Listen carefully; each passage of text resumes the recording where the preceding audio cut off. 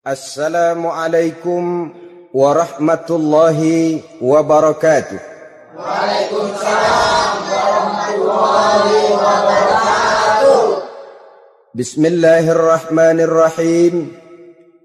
Alhamdulillahi rabbil alamin. Wassalatu wassalamu ala ashrafil anbiya'i wal mursalin. Sayyidina wa maulana Muhammadin. Wa ala alihi wa ashabihil mujahidin at-tahirin, amma ba'du. Saudara-saudara kaum muslimin rahimakumullah. Setiap orang dalam kehidupan ini selalu berusaha mencari sesuatu yang bernama bahagia. Setiap hari sejak matahari terbit di sebelah timur, yang disambut dengan kicau murai di dahan dan kokok ayam di kandang, dunia ini penuh dengan berbagai macam kesibukan. Sejak dari petani yang turun ke ladang, pedagang yang berangkat ke pasar, pelajar yang menuju sekolah, sampai kepada pegawai yang berangkat ke kantor, seluruhnya tidak lain untuk mencari sesuatu yang bernama bahagia. Setiap orang menginginkan kebahagiaan dan tidak seorang pun menginginkan kesengsaraan dalam kehidupan ini. Namun nyatanya tidak setiap orang yang ingin bahagia mengetahui jalan yang harus ditempuhnya untuk sampai kepada kebahagiaan itu. Maka pada kesempatan pertemuan kali ini saya ingin menyampaikan sebuah hadis dari junjungan kita baginda Nabi besar Muhammad sallallahu alaihi wasallam yang termuat dalam kitab Mukhtarul Ahadits An-Nabawiyah, di mana beliau bersabda, arba'un min sa'adatil mar'i. Ada 4 perkara yang merupakan tanda dari orang bahagia. Saya mau tanya, di antara saudara-saudara yang hadir di sini, apa ada yang kepengen jadi orang sengsara? Ya. Seluruhnya tentu ingin mendapatkan kebahagiaan. Maka menurut resep dari Nabi kita, tanda orang bahagia itu 4. Jadi kalau saudara ingin bahagia, harus mempunyai 4 perkara ini. Yang pertama, orang bahagia itu kata Nabi, darun wasi'un. Punya rumah biar bagus asal gede. Enak ngaturnya. Daripada sudah punya rumah kecil, adanya di pinggir kali, gubuk, kalau hujan bocor, miring lagi, kiamat. Loh, kalau gitu Islam materialis dong. Hadis ini boleh diartikan dengan makna hakiki, arti yang sebenarnya. Boleh diartikan dengan makna majazi, arti kiasan. Kalau dia diartikan dengan arti kias, maka yang dimaksud darun wasi'un ay qalbun wasi'un. Rumah yang luas tidak lain daripada hati yang lapang. Karena di situ kunci kebahagiaan yang sebenarnya. Walaupun kita cuma tinggal di petak berukuran 2 kali 3 meter, kalau hati kita luas rasanya rumah itu. Tapi biar rumah kita halamannya saja puluhan ribu hektar, ada kolam renangnya, kamar tidurnya tidak lagi terhitung. Kalau hati yang menempati rumah itu sempit, maka akan terasa sempit jugalah rumah itu. Tempat bergantungnya tidak lain adalah hati. Marilah kita mencoba melihat berbagai pandangan orang tentang bahagia ini. Ada orang menyangka bahwa bahagia itu kalau dia mendapatkan harta yang sebanyak-banyaknya. Siapa yang banyak harta, dialah raja. Apa yang dia mau, seluruhnya bisa dibeli. Keamanannya, dia bisa menyewa petugas. Seluruh fasilitas untuk menyenangkan kehidupannya bisa dibeli. Pendeknya, hartalah segala-galanya dalam kehidupan. Sampai ada pepatah mengatakan, innad darahima fil amakini kulliha taksur rijala mahabatan wa jalala.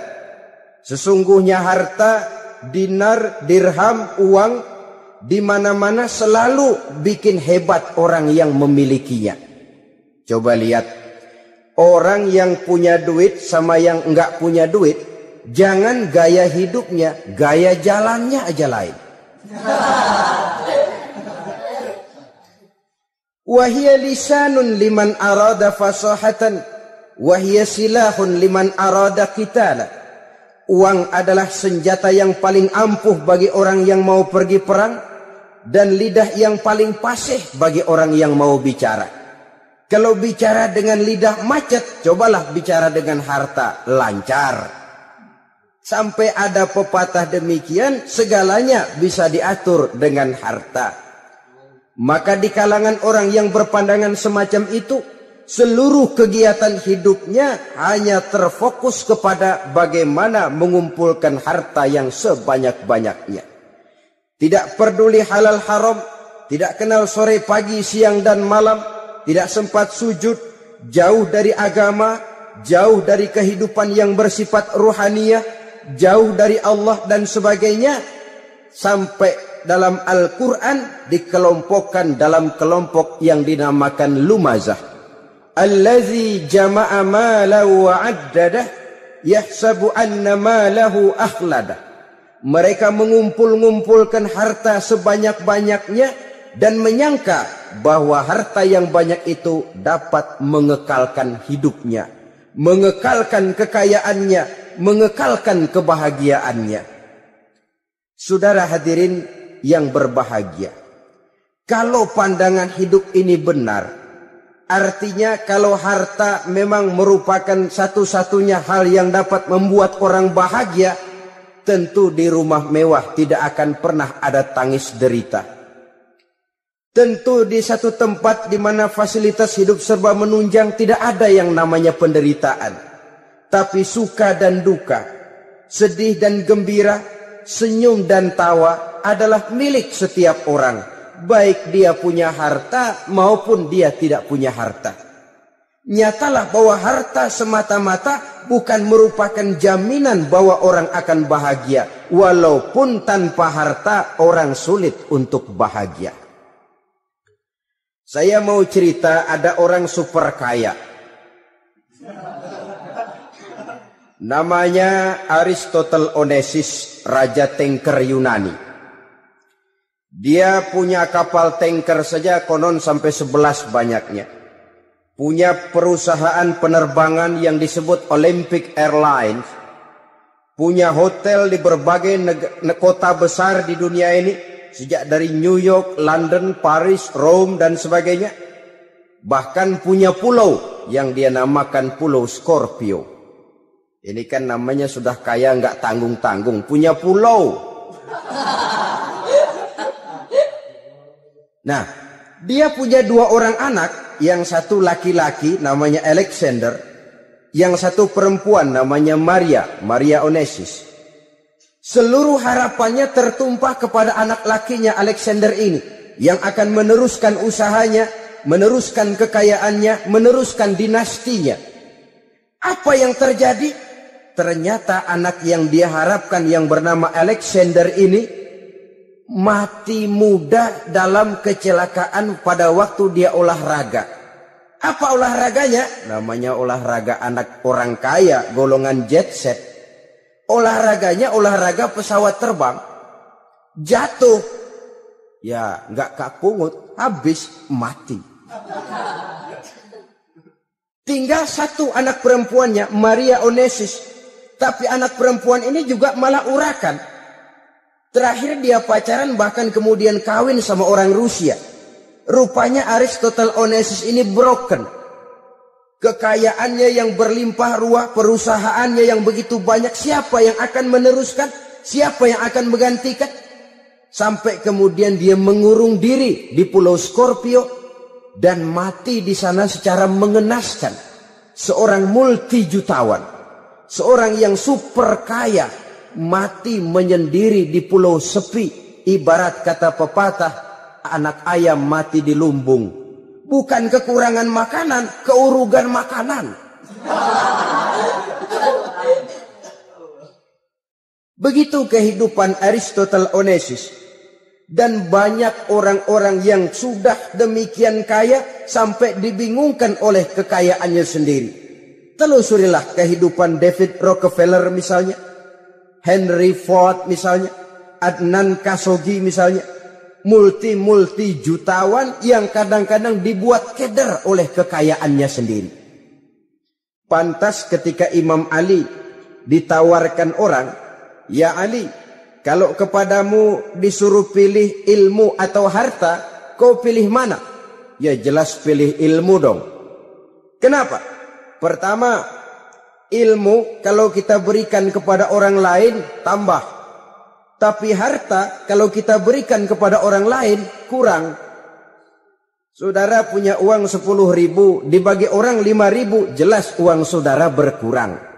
Tapi saudara punya ilmu diberikan kepada orang lain bisa, saudara pun makin mantap. Tidak lantas jadi bodoh karena ngajarin orang. Saudara bisa Fatihah lalu mengajarkan orang Fatihah. Orang bisa, saudara pun makin hafal. Tidak lantas setelah diajarin orang ilmunya hilang. Begitu datang dia minta orang, "Tolong ajarin saya Fatihah." Udah habis, nggak ada.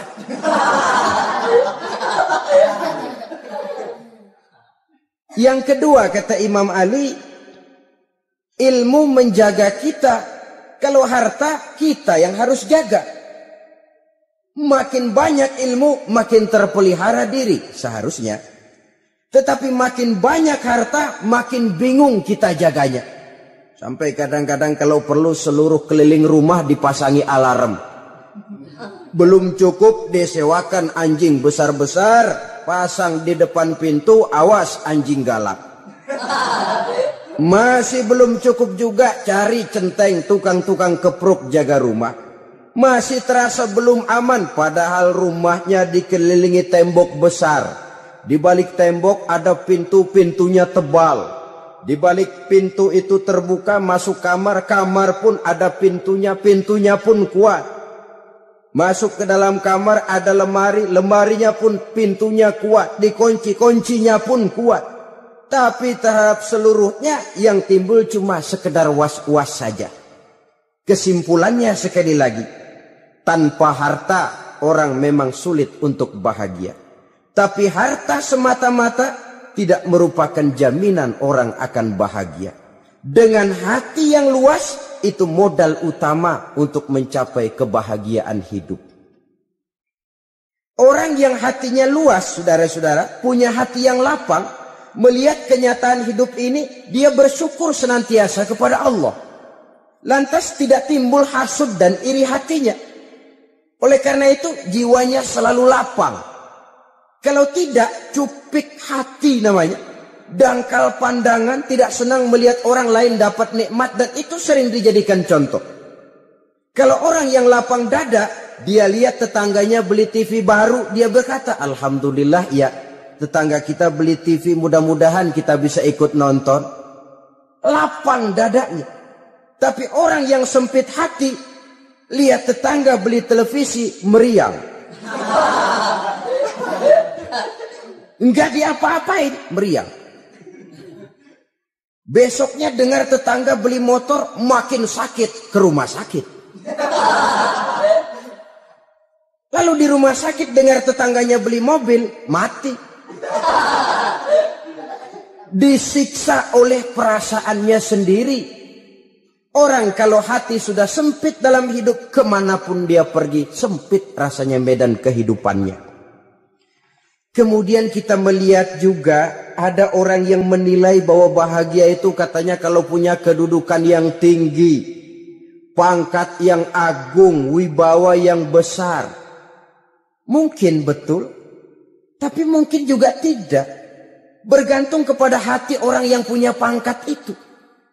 Sama dengan harta tadi. Harta akan membawa bahagia kalau dia jatuh ke tangan orang yang berhati lapang. Tapi harta akan jadi bencana kalau jatuh ke tangan hati orang yang sempit. Pangkat akan membawa bahaya kalau jatuh di tangan hati orang yang sempit. Lebih dari itu, kenyataan mengajarkan kepada kita bahwa ternyata pangkat dan jabatan tidak selamanya memberikan kebahagiaan dalam kehidupan. Bahkan resikonya kelewat besar. Beberapa bukti kita bisa ambil dari para pemimpin dunia yang menjadi korban lantaran pangkat dan jabatan yang disandangnya. Saudara ingat Presiden Abraham Lincoln dan John Kennedy dari Amerika? Dibunuh orang. Park Chung-hee dari Korea Selatan, Ziaur Rahman dari Bangladesh, Anwar Sadat dari Mesir, terakhir Indira Gandhi dari India, menjadi korban dari pangkat dan jabatan yang disandangnya dari orang-orang yang tidak senang dia memegang jabatan itu. Dia akan mudah mengundang bencana. Sehingga pantas kalau seorang presiden terkemuka Amerika, Harry Truman namanya, dia mengatakan jabatan presiden itu, kata dia, seperti orang nunggang macan, naik macan. Harus kita taiki, kalau enggak dia bakal nerekam kita, ngeri katanya. Adapun orang yang hatinya lapang, kalau dia menerima pangkat dan jabatan, dianggapnya itu satu kesempatan untuk berbuat baik. Tapi orang yang berhati sempit, menerima pangkat dan jabatan, bukan kadang-kadang menerima, malah berusaha setengah mati mencapai dengan segala cara. Kalau perlu jilat atas, jilat atas. Jadi golongan sumuhun dawu. Jadi kelompok kulon nuwun, yes sir, yang kerjanya cuma oke bos. Kalau perlu jilat atas, jilat atas. Kalau perlu injak yang bawah, injak yang bawah. Perlu sikut kiri kanan, sikut kiri kanan. Yang penting pangkat dapat, jabatan dapat. Orang yang semacam ini, kalau sudah mempunyai pangkat dan jabatan, biasanya dia tidak menganggap itu sebagai amanah, tidak menganggap sebagai kesempatan berbuat baik, tapi malah kesempatan untuk memperturutkan hawa nafsunya yang dilatar belakangi oleh kesempitan hatinya tadi. Apalagi kalau orang memperoleh pangkat karena banyak mengeluarkan uang. Seakan-akan pangkat dan jabatan itu sekarang macam proyek, pakai tender. Siapa yang berani bayar segini, naik. Nggak berani, minggir. Padahal logikanya, kalau orang mencapai satu jabatan karena banyak mengeluarkan uang, hampir bisa dipastikan bahwa setelah jabatan itu dia pegang, langkah pertama yang akan dilakukannya ialah berusaha bagaimana uang yang dia keluarkan supaya kembali. Ya paling kurang pulang modal dulu dong. Soal mikirin rakyat, soal nanti. Tapi ini modal harus pulang. Itu celakanya kalau orang memperoleh pangkat dan jabatan cuma karena banyak mengeluarkan uang. Jarang orang yang mempunyai keyakinan dan pandangan bahwa pangkat dan jabatan merupakan amanah. Jadi sekali lagi, pangkat dan jabatan mungkin saja membawa kebahagiaan kalau jatuh ke tangan orang yang berhati lapang. Tapi bisa jadi bencana kalau dia jatuh ke tangan orang yang mempunyai hati yang sempit. Dan lagi-lagi stresnya hati yang lapang. Lalu sebagian orang, saudara, ada yang berpandangan katanya bahagia itu kalau jadi orang terkenal, mempunyai popularitas, menjadi idola di kalangan remaja, di kalangan orang tua, di segala lapisan masyarakat. Padahal makin populer orang makin terikat dia. Ya kalau macam kita ini kan nggak punya nama, nggak populer, tengah malam buta mau nongkrong di warung Tegal aman. Tapi pangkat, jabatan, kedudukan, popularitas menyebabkan kita diikat dengan berbagai macam peraturan. Cuma mandi sama ke WC saja yang nggak dikawal.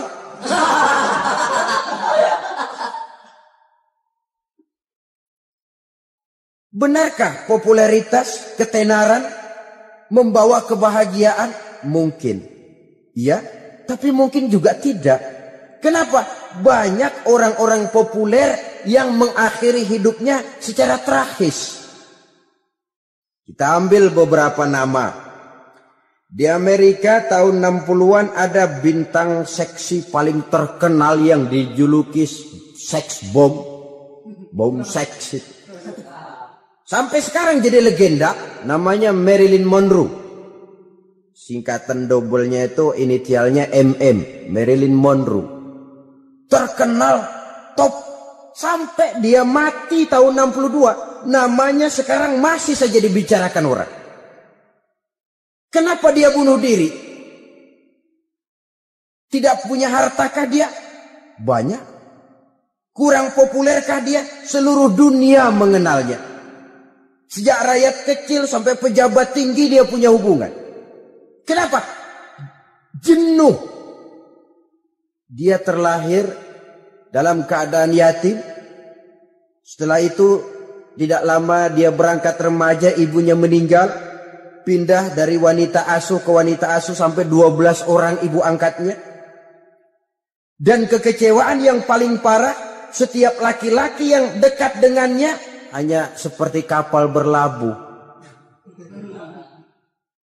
Datang dan pergi silih berganti. Padahal dia merindukan seseorang yang bisa melindungi hidupnya. Dia rindukan itu dan dia tidak pernah menemukan. Itu yang akhirnya menyebabkan dia minum pil tidur kelewat dosis. Minum obat tidur kebanyakan. Ya tidur terus sampai sekarang.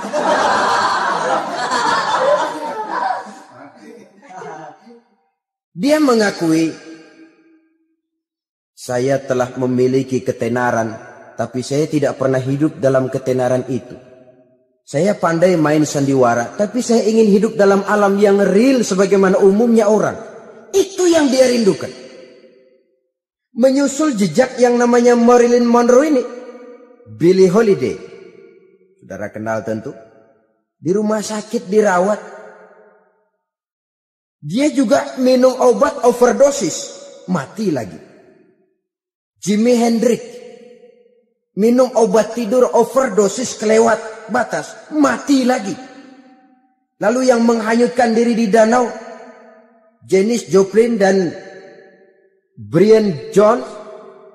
Ini orang-orang populer, orang-orang terkemuka yang mengakhiri hidup secara tragis. Bukan karena tidak terkenal, mungkin karena sudah saking terkenalnya. Contoh paling belakangan, Bruce Lee. Wah, ini tukang-tukang keprok tentu kenal siapa dia. Sampai sekarang pun tabir kematiannya masih merupakan misteri. Dan yang masih hidup juga menunjukkan gejala yang aneh. Michael Jackson. Rumahnya di Beverly Hills itu dijaga sedemikian rupa. Dan dia selalu curiga kepada setiap makanan. Harus steril, bersih dari segala macam kimia. Kemana dia pergi? Itu tukang-tukang keprok sudah selalu menjaga dan mengawal. Dan dia seakan takut menunjukkan mukanya yang asli.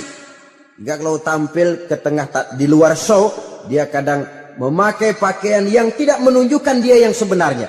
Takut dikenali orang. Ternyata popularitas sering jadi momok yang meracuni kehidupan manusia. Oleh karena itu, benarlah junjungan kita pada saat beliau mengajarkan orang akan bahagia kalau dia mempunyai hati yang lapang. Nah, sekarang masalahnya untuk mendapatkan hati yang lapang caranya bagaimana? Kita kembali kepada konsep Quran. Allah mengajarkan ala inna bi dzikrillahi tatmainnul qulub. Ketahuilah bahwa dengan banyak mengingat Allah hati akan tenang. Jiwa akan lapang. Dengan kata lain, dekat dengan agama. Merasakan kehadiran Allah dekat dalam hidup. Itu muara pertama untuk mencapai hati yang lapang. Ala inna bi dzikrillahi tatmainnul qulub. Jangan macam orang sekarang ingin mendapatkan ketenangan lalu tapak di puncak gunung, di gua-gua, di tempat sepi. Iyalah kalau nggak ada ular. Kalau Kalau tergigit ular berbisa, ketenangan belum, mati jelas itu. Islam positif untuk mendapatkan ketenangan. Ala inna bizikrillahi tatmainnul qulubi. Bahwa ketahuilah bahwa dengan banyak mengingat Allah, hati akan tenang, jiwa akan lapang, nuansa pikiran akan luas. Karena yang namanya bahagia ada dimanapun manusia berada. Di kampung ada bahagia, di kota ada bahagia. Di ngarai, di lembah, di gunung, di hutan, di lautan, di angkasa luar. Dimanapun bahagia itu ada kalau kita bermodalkan hati yang lapang ini. Dan hati akan lapang kalau kita dekat dengan agama. Dekat dengan harta buat sementara hati mungkin tenang. Tapi ketenangan yang relatif dan temporer. Apalagi orang tiap kali tambah harta, tiap kali tambah rencana. Itu wajar. Mungkin sebelumnya saudara berpikir, kalau punya duit 5.000 enak nih. Begitu punya duit 5.000, aduh sayang kalau 10.000 aja. Tiap kali tambah harta, tiap kali lain rencana. Makin banyak rencana, makin menjauhkan kita dari yang namanya ketenangan. Padahal ketenangan merupakan unsur utama untuk mencapai bahagia. Dan ketenangan itu bermuara dalam hati manusia. Tengoklah kehidupan ini. Orang yang banyak harta dengan orang miskin, berbedakah rasa sakit yang mereka tanggungkan? Rasanya tidak. Walaupun si kaya tidur di kasur empuk berselimutkan sutra mahal, sementara si miskin meringkuk di balai bambu yang keras dan kasar. Apabila maut datang, dia juga tidak pernah pilih bulu. Maut datang menjemput si kaya di singgasana keemasannya, dikelilingi oleh para pengasuh, dayang dan inang serta para pengawal. Dan maut pun datang menjemput si miskin papa, sehingga ia tergelepar di tepian jalan. Kedua-duanya bernama mati. Kalau nyata bahwa sakit yang ditanggung si kaya tidak beda dengan sakit yang ditanggung si miskin, bukan harta semata yang membuat orang bahagia. Hati yang tenang, jiwa yang lapang penuh kedamaian, karena banyak berzikir dan mengingat Allah, itu merupakan modal utama untuk mencapai sesuatu yang bernama bahagia. Yang kedua sekarang, tanda orang bahagia menurut baginda Nabi, markabun syariah. Orang bahagia itu, kata beliau, punya kendaraan biar cepat asal lancar. Artinya kemana dia mau pergi mudah. Apa maksud hadis ini? Kalau kita kaji lebih dalam, kendaraan itu kan alat transportasi. Transportasi tidak lain adalah usaha memudahkan komunikasi. Pindah dari situ kepada teori bahwa manusia adalah zon politik, makhluk bermasyarakat yang tidak bisa memenuhi kebutuhan hidupnya secara sendirian. Kita memerlukan keberadaan orang lain dalam kehidupan ini. Untuk memakai baju saja kita sudah perlukan petani yang tanam kapas, pabrik yang memintal kapas jadi benang, pabrik yang menenun benang jadi kain, sampai kepada mesin jahit, sampai kepada tukang jahit. Itu cuma untuk memakai pakaian saja. Tidak seorang pun di antara kita yang sanggup memenuhi kebutuhan hidupnya secara sendiri. Kita perlu orang lain. Maka kebebasan dalam arti mutlak, kebebasan tanpa batas, itu tidak mungkin ada dalam kehidupan. Karena kita mengadakan yang disebut interaksi sosial. Setiap kegiatan kita tentu melibatkan orang lain. Menurut kita barangkali kita bebas jalan di jalan raya semaunya. Tapi orang lain berkendaraan pun merasa bahwa ini ada juga jalan haknya. Dan begitu selanjutnya. Oleh karena itu, maksud dari kendaraan yang cepat ini adalah khulata'uhu ma'as solihin. Lingkungan pergaulannya terdiri dari orang-orang soleh. Pergaulannya luas. Kemana dia pergi ada temannya. Kesulitannya ada tempat dia cerita. dan kesulitan kalau sudah diceritakan kepada orang lain, taruh kata orang itu tidak bisa menolong, namun menceritakannya kepada orang yang kita percayai, kan paling kurang sudah mengurangi beban jiwa, mengurangi tanggungan batin, merasa masih ada tempat kita cerita. Maka lebih baik orang awam yang mau bergaul ketimbang orang setengah alim tapi ngunci pintu. Sebab nantinya akan timbul sikap picik, cupik pandangan, dan tidak luas menghadapi kenyataan dalam kehidupan ini. Namun yang harus kita garis bawahi, pergaulan memang mesti luas. Namun jangan sekali-kali lupa bahwa pergaulan sangat besar pengaruhnya dalam ikut membentuk kepribadian manusia. Sehari-hari bisa kita bilang, kalau kita dekat sama tukang minyak wangi, sekalipun nggak dibagi minyaknya, baunya tentu dapat. Betul? Betul. Tapi dekat sama tukang elas, walaupun nggak kena apinya, asapnya mesti kena. Kalau Syauqi mengatakan lebih jelas lagi, man asyaral asyrafa asya musyarrafan wa muasyiral anzali ghairu musyarrafin.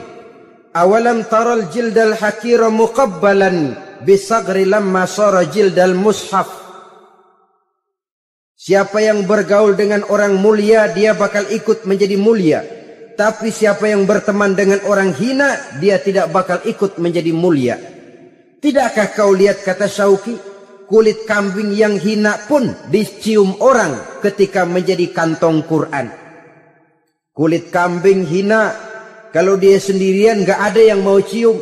Tapi begitu dia bergaul dengan Quran, menjadi kantong Quran, dipakein minyak wangi, ditaruh di tempat yang tinggi, mau diambil dicium dulu, dibawa dengan penuh hormat dan hati-hati. Kulit kambing yang hina lantaran berteman dengan Quran, numpang mujur. Tapi coba lihat kalau kulit kambing berteman dengan kayu, jadi beduk, habis. Zohor dikemplang, asar dipukul. Itu pun sedikit saja, cuma salah milih teman. Yang temannya Quran dihormati orang, yang temannya kayu lantaran jadi beduk, gelap-gelap subuh orang udah kemplangi.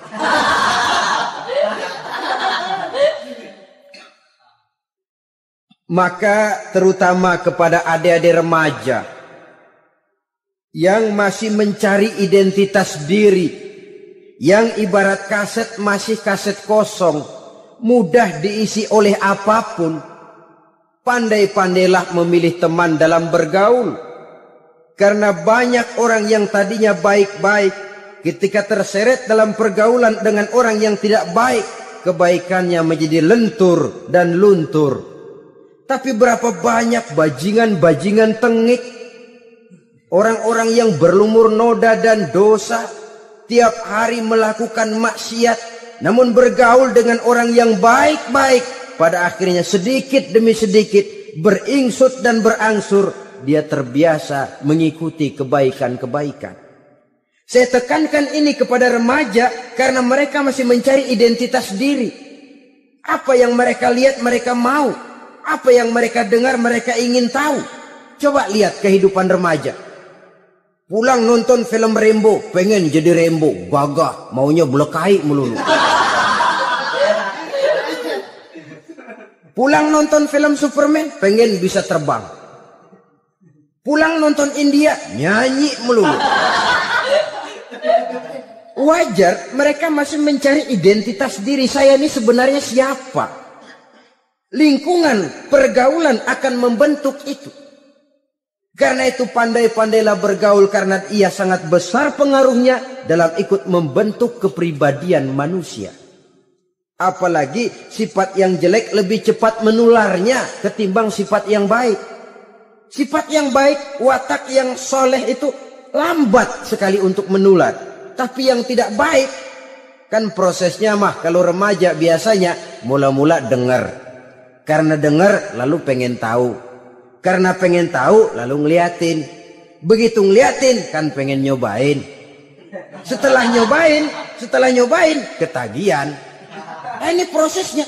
Yang namanya ganja, morfin, narkotik, awalnya kan begitu.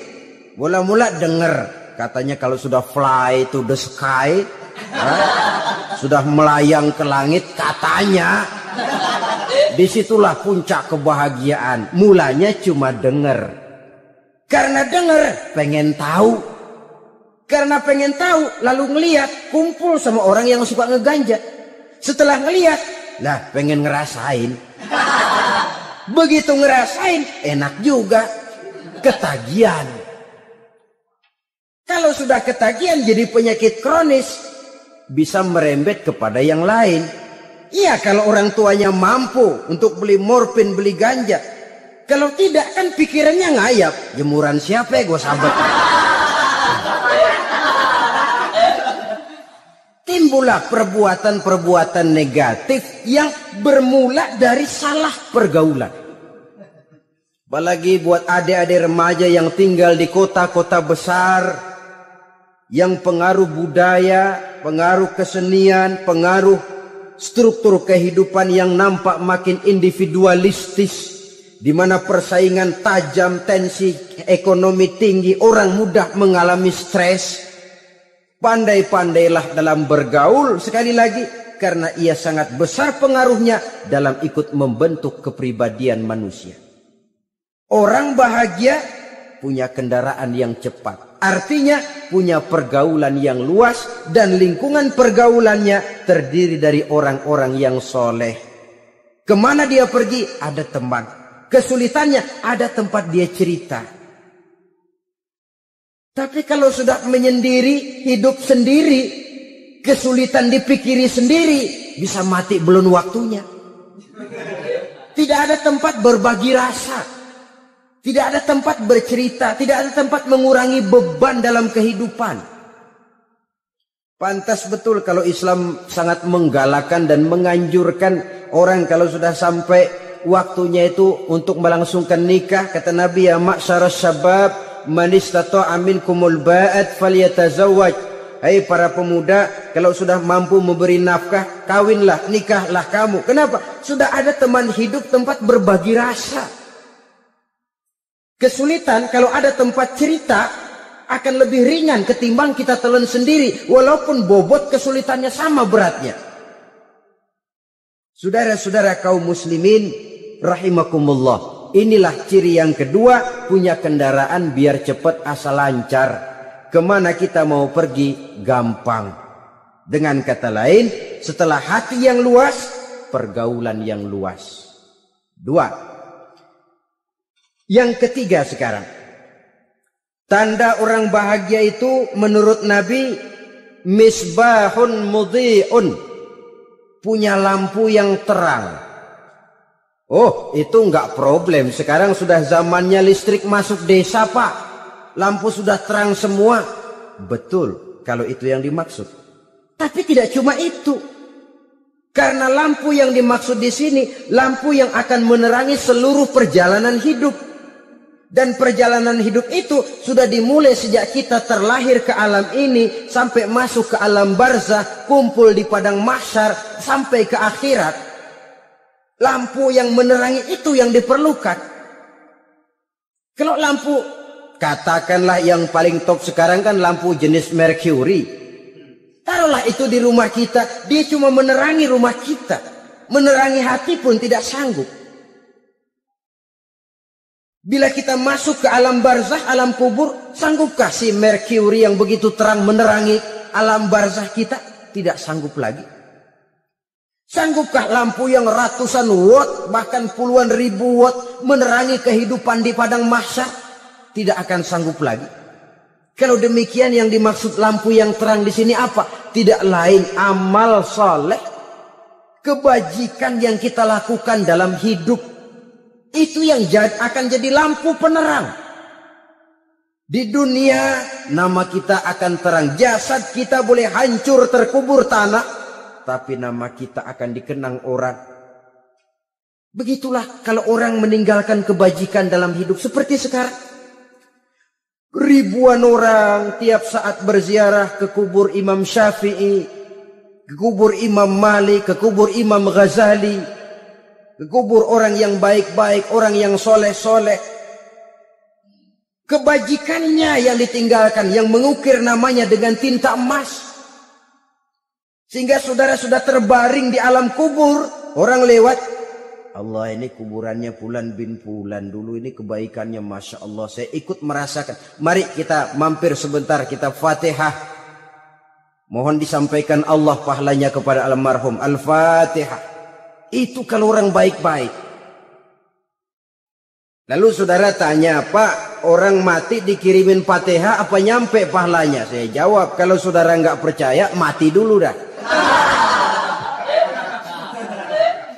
Nanti saya Fatihain, tungguin di sana. Umpama nggak sampai, balik lagi kemari. Sekarang ini kan maunya otak-otakan saja. Kalau nggak masuk otak, nggak percaya. Padahal alam gaib itu nggak bisa diotak-otakin. Sama saja dengan saudara pernah dengar cerita kapal tanpa emas tenggelam kan? Pernah nggak? Di mana? Ya, di Laut Masalembo. Begitu ketampo emas tenggelam, ratusan penumpang itu terjun ke laut, dipermainkan gelombang, berjuang menghadapi maut itu. Orang lagi timbul tenggelam di lautan, dihantam ombak, kita tengokin pakai helikopter. Pak, lagi timbul tenggelam ya? Iya, tolongin. Jangan khawatir Pak nih, saya kirim intan Pak, harganya 10 juta. Kira-kira orang yang timbul tenggelam di laut seneng nggak? Tidak. Kan mahal toh intan 10 juta. Kenapa dia nggak senang? Karena intan 10 juta dalam kondisi seperti itu tidak sanggup menyelamatkan dia. Dia akan girang kalau dikirimin ban mobil bekas. Dikirimin papan terentang atau bambu. Intan yang 10 juta dia nggak girang. Ban mobil bekas yang 1000 perak. Tuh, pegang. Itu yang dia girang betul. Inilah sebabnya Nabi berkata, mal mayyitu fi qabrihi illa kal ghariqil mutaghawwis. Orang yang meninggal di alam kuburnya seperti orang timbul tenggelam di lautan. Yantaziru da'watan min ahli, menunggu doa dari keluarganya yang masih hidup. Duh, bapak saya sudah meninggal, saya sayang benar sama dia. Kirimin kulkas ke kuburannya Itu sama saja dengan tadi orang tenggelam di lautan dikirimi intan yang harganya 10 juta, tidak sampai. Begitulah kalau kebajikan yang kita tinggalkan dalam hidup, sudah mati pun kubur kita masih diziarahi orang. Tapi kalau jahat yang kita tinggalkan, boro-boro lah orang mau doa lewat dekat kuburan kita juga serem. Tuh bajingan no, dulu mati dipendam di situ tuh. Jangan lewat situ, ntar kesurupan, jangan. Lewat saja orang ngeri. Konon lagi membacakan Fatihah dan mengirimkan doa. Hidup pada hakikatnya adalah kesempatan untuk berbuat baik. Maka sekali kesempatan itu diberikan, manfaatkan dengan sebaiknya. Sebab kesempatan kedua tidak akan pernah ada. Kesempatan berbuat baik di sini, di akhirat sudah pembalasan namanya. Sekali kesempatan itu dicabut, dia tidak akan pernah dikembalikan lagi. Kata Iqbal, hidup tidak mundur ke belakang, Bung. Berhenti diinjak orang, mundur hancur. Tidak ada kata mundur dalam hidup ini. Berhenti diinjak orang, mundur kecebur. Tidak ada kata lain, harus maju dalam kehidupan, dalam artian yang positif. Hidup adalah kesempatan untuk mengumpulkan kebajikan yang sebanyak-banyaknya. Di situ nilai daripada manusia. Sekarang ini memang nggak kelihatan kok, orang yang banyak pahala sama yang banyak dosa nggak kelihatan kok. Barangkali kalau habis bikin dosa palanya pada benjol, mungkin orang takut sama dosa. Tapi sekarang sama saja, orang yang banyak dosa dengan yang nggak banyak dosa jalan bareng dari belakang, sama, nggak kelihatan beda. Tapi ada waktunya di mana pahala memegang peranan, di mana dosa diperlihatkan. Sama saja kalau kita bawa mobil siang, lampu kan nggak begitu berfungsi. Apa lalu bilang, alah ini lampu berat-beratin, copot-copotin aja dah. Tidak perlu begitu. Kenapa? Pada satu saat malam senja akan datang. Bila matahari terbenam, senja pun datang, gelap mulai merayap, disitulah baru terasa perlunya lampu. Pahala begitu. Sekarang orang yang nggak ada pahalanya nggak kelihatan dalam kehidupan. Tapi pada satu saat senja kehidupan akan datang. Ajal merenggut nyawa, malam merayap, dan hidup mulai diliputi kegelapan di alam barzah. Dikala itu kalau nggak punya lampu, alangkah malangnya kita. Sebab amal yang baik, kata Nabi, di alam barzah itu akan diciptakan menjadi perempuan yang cantik menemani kita. Amal yang jahat akan menjadi orang yang paling jelek nemenin kita. Sudah di tempat gelap yang nemenin jelek.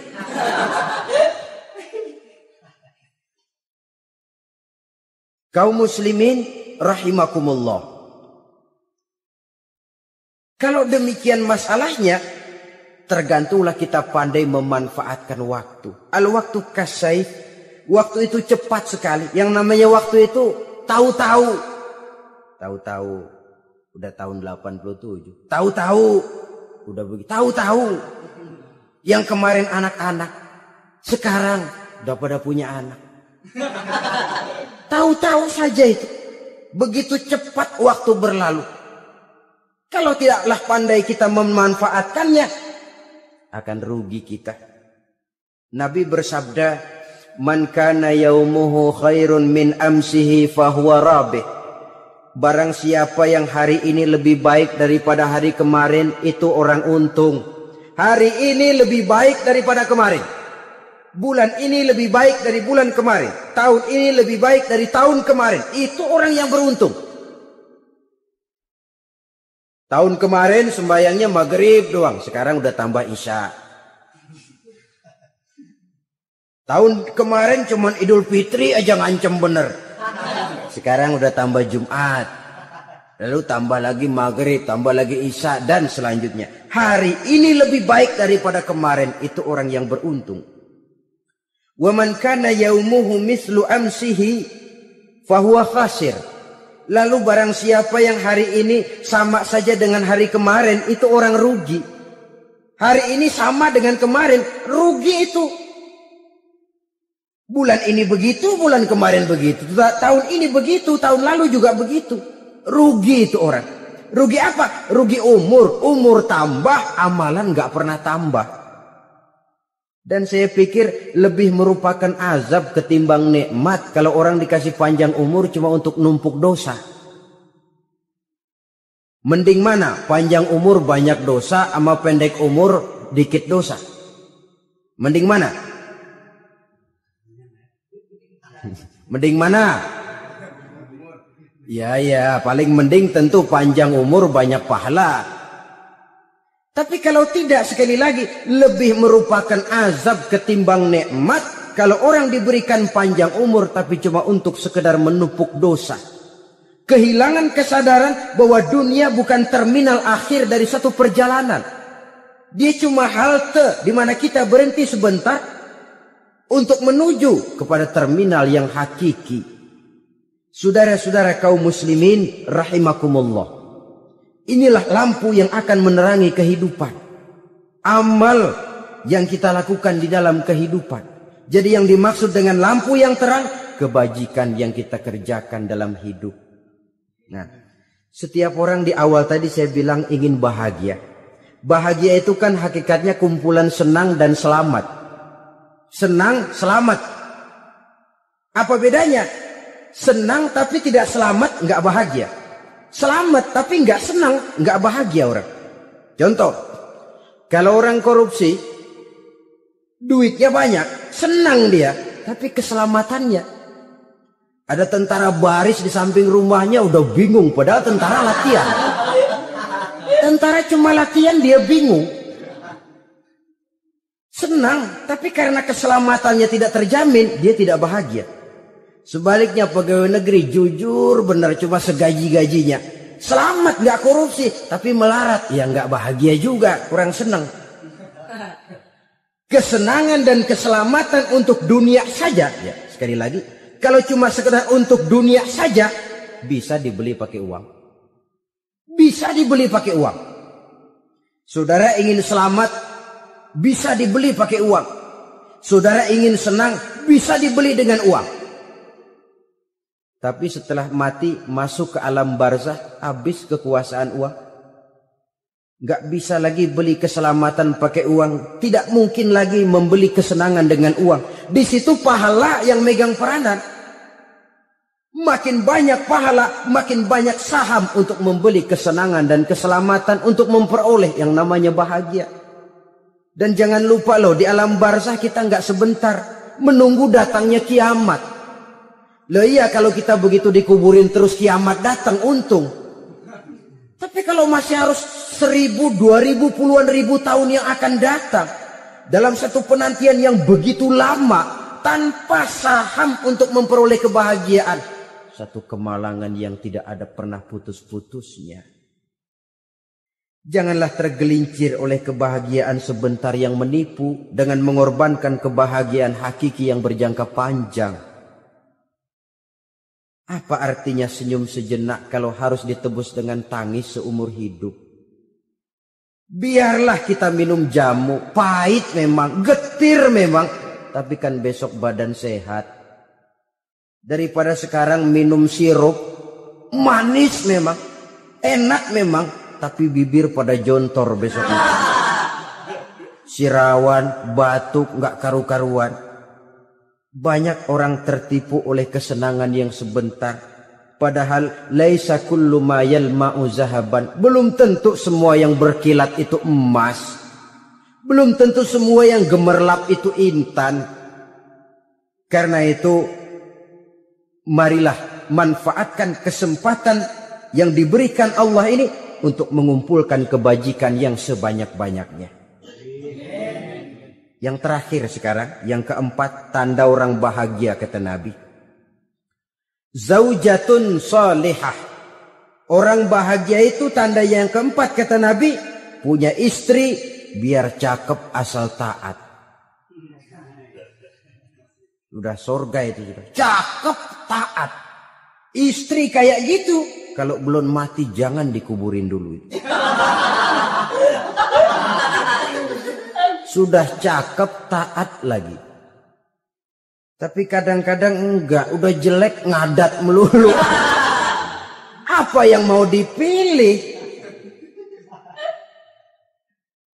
Sebab itu Quran mengatakan istri pakaian untuk suami, suami pakaian untuk istri. Kenapa suami istri diibaratkan pakaian? Alangkah tingginya gaya bahasa Quran ini. Suami istri teman hidup, hidup perjalanan panjang. Sejak kita dalam rahim sudah ada hidup kan di sini. Sampai ke alam dunia, masuk ke alam barzah, kumpul di padang mahsyar, sampai menuju akhirat, itu perjalanan hidup. Carilah istri atau suami teman hidup yang membawa manfaat tidak hanya kehidupan di dunia ini, sampai di alam barzah, sampai di padang mahsyar. Suaminya mungkin meninggal lebih dulu atau istrinya mungkin meninggal lebih dulu. Tapi suami atau istri yang masih hidup berbuat kebajikan. Suami saya meninggal, ada hartanya, saya sedekahkan, niat pahala untuk almarhum suami saya. Ini teman hidup. Tidak dibatasi dan tidak bisa dipisahkan oleh maut sekalipun. Zohirnya mungkin pisah, badannya mungkin pisah, tapi hatinya, jiwanya, kebersamaannya dalam menghadapi kehidupan. Karena itu, saudara-saudara, bahasa Quran indah. Suami istri diibaratkan seperti pakaian. Apa fungsi pakaian? Pertama, pakaian jadi kebanggaan. Artinya, suami harus menjadi kebanggaan istri, istri harus jadi kebanggaan suami. Yang kedua, pakaian itu kan fungsinya menutup aurat. Artinya, sesama suami istri harus saling menjaga kekurangan masing-masing. Jangan malah sesama suami istri saling membongkar rahasia dan aibnya sendiri-sendiri. Istrinya diceritain jeleknya di mana-mana, atau suaminya dibongkar rahasianya di pasar umum. Itu sudah tidak lagi berfungsi sebagai pakaian. Kenapa semua ini diperlukan? Karena kita menyadari bangsa yang baik, terdiri dari masyarakat yang baik. Masyarakat yang baik merupakan susunan dari warga yang baik. Warga yang baik adalah terdiri dari rumah tangga yang baik. Dan rumah tangga yang baik merupakan susunan dari pribadi yang baik. Dari situ langkah dimulai. Membangun satu bangsa yang baik diawali dengan membangun rumah tangga yang baik, dengan menciptakan pribadi-pribadi yang baik. Sehingga dari sini diharapkan berkembanglah nilai-nilai kebaikan. Orang akan bahagia mempunyai istri yang soleh. Kenapa? Tidak ada seorang suami bisa sukses jadi apapun dia. Apapun profesinya. Dokterkah, kiaikah, mubalikah, petanikah, pengusahakah, pejabat tinggikah. Tidak ada seorang suami yang bisa sukses tanpa peran serta istrinya. Walaupun memang peranan itu tidak begitu kelihatan, tapi sangat menentukan. Karena itu, saudara hadirin yang saya hormati, Islam sangat menghargai kaum wanita. Memberikan kedudukan yang tinggi sepanjang tidak mematikan kodrat kewanitaannya. Nah, kalau sudah kesuksesan ini diawali dari rumah tangga, karier di masyarakat mudah untuk dikejar. Tapi keberantakan di rumah tangga merupakan kegagalan pertama di tempat lain. Nah, inilah saja yang dapat Al-Fakir sampaikan pada pertemuan kali ini. Terima kasih banyak atas segala perhatian. Mohon maaf atas segala kekurangan. Usikum wa nafsi bitaqwallah. Wassalamualaikum warahmatullahi wabarakatuh. Waalaikumsalam warahmatullahi wabarakatuh.